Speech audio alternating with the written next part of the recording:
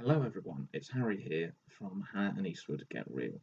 I just wanted to send a quick message and make a quick video on behalf of us both because over the last few days or so we have been very alarmed at the sheer number of people that we've seen online who have the opinion that coronavirus is either a hoax, a conspiracy, um, doesn't even exist, um, or that coronavirus is no longer as aggressive as it was and is not killing um, the number of people that it was. Um, because last week we saw that the number of people dying of COVID-19 was only 3.3% of the total deaths in the UK, which is low. But I'd just like to remind people of the science behind this and the reason why we're getting so few cases and so few deaths at the moment, despite all of the large group activities that are going on at the beaches and Black Lives Matter protests and all of that. And the science is that these are the summer months that we're in right now. And we've had a very long spell of very nice weather. And so that means that most people are outside at the moment. They're spending most of their time outside, and we know that the risk of transmission and infection is much less, much lower in an outdoor setting compared to an indoor setting. So many people have compared coronavirus to the cold and flu. Many medical experts have said that it behaves in a similar way and spreads in a similar way.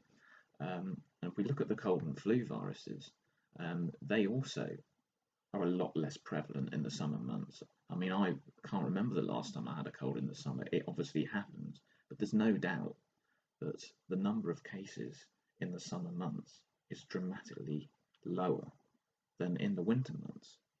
And this is what I fear about coronavirus, that we're going to get a bit of a nasty surprise in September when the schools go back and the weather changes because people are going to start gathering inside again.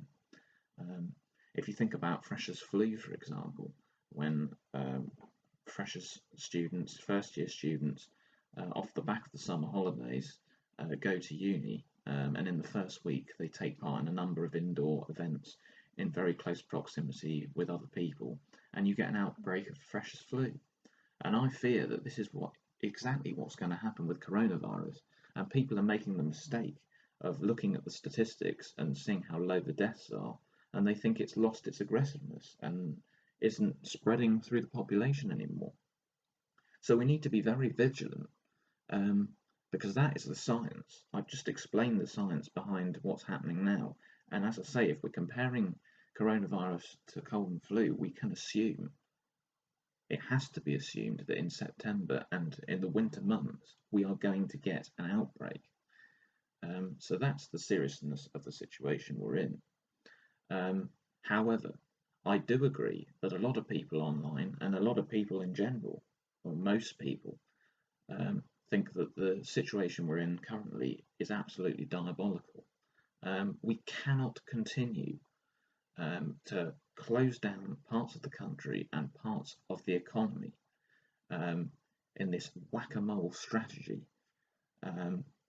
when we respond to hotspots in cases. It really is a very unsustainable strategy. And if we carry on like this for the next few years, which it looks to be like it's going to be years, unless there's a vaccine, and from what I can see, there's far too much dependence on this idea of a vaccine. Because one minute the WHO are being very up and down about it. One minute they say we may have it this year, the next minute they say there may never be a vaccine. We cannot just depend and rely on the fact that a vaccine will sort this out. It could be ages, and we cannot continue in this limbo situation. There would be nothing left. We've heard this week that Pizza Express are planning on closing up to 70 of their restaurants. We are buggered. We are royally buggered. the economy is shattered, and if we continue to close down parts of the economy and cannot reopen the entire economy and trade properly and fully, then we can't recover from this.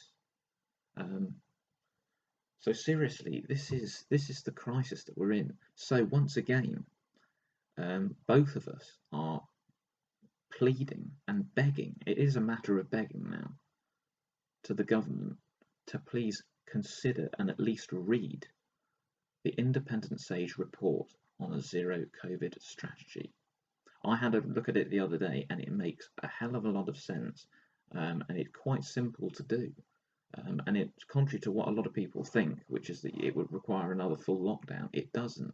It mainly centres around the fact that we need a functioning test, trace and isolate scheme. That is the core of it, and we don't have that currently.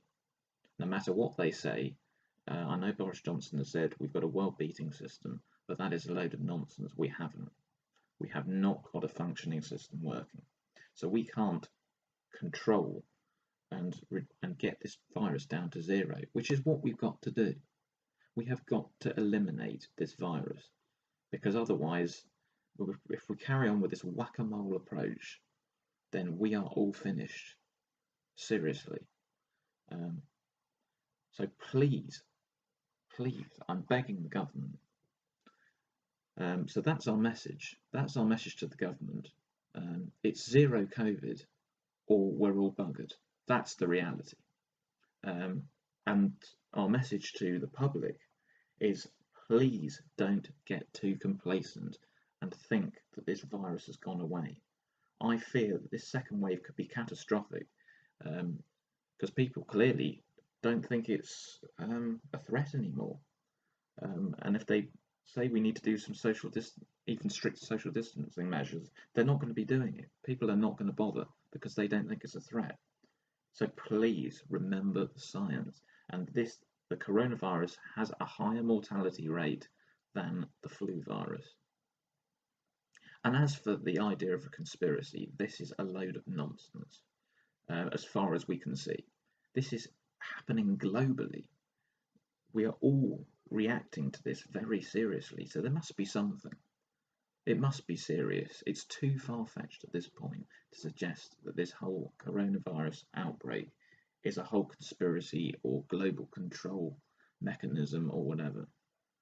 We have no evidence at the moment, so we've got to just stick with what we know and the facts, and that this virus has wreaked havoc and has caused tens of thousands of deaths, and I fear it could cause tens of thousands more and could be worse in this second peak if the government don't get their act together and if people don't remember and actually get some common sense and can think about the cold and flu viruses, and that in the summer you don't get it as much.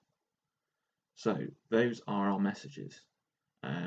Thank you for watching this video. We will be keeping you up to date with various clips over the next few weeks while we have a break from our full episodes, and we'll be back very soon with some more episodes for you. So thanks for watching, and please heed our words.